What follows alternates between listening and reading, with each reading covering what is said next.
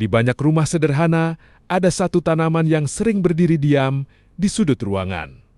Tidak berbunga mencolok, tidak berwarna cerah seperti tanaman hias lain, daunnya panjang tegak dengan garis hijau tua dan kadang pinggir kuning. Orang Indonesia mengenalnya dengan nama lidah mertua. Nama ilmiahnya Sansevieria. Dalam klasifikasi modern, tanaman ini dimasukkan ke dalam genus Dracena. Tanaman ini berasal dari wilayah Afrika tropis dan sebagian Asia Selatan. Ia termasuk tanaman sukulen yang mampu menyimpan air di dalam daunnya. Itulah sebabnya tanaman ini bisa bertahan walau jarang disiram. Banyak orang menyukai lidah mertua karena sifatnya yang sangat tahan.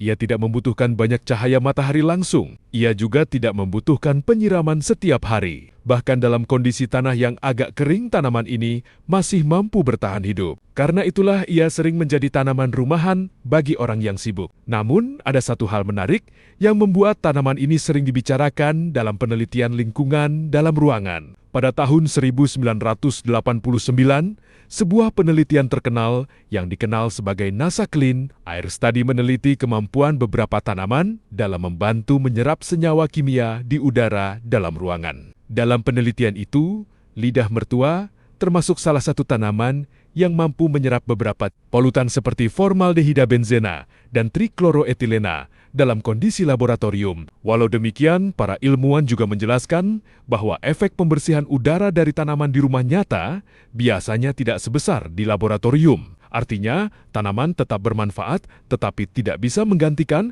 ventilasi udara yang baik. Selain itu, lidah mertua juga memiliki mekanisme fotosintesis yang disebut Crossulacean Acid Metabolism atau CAM.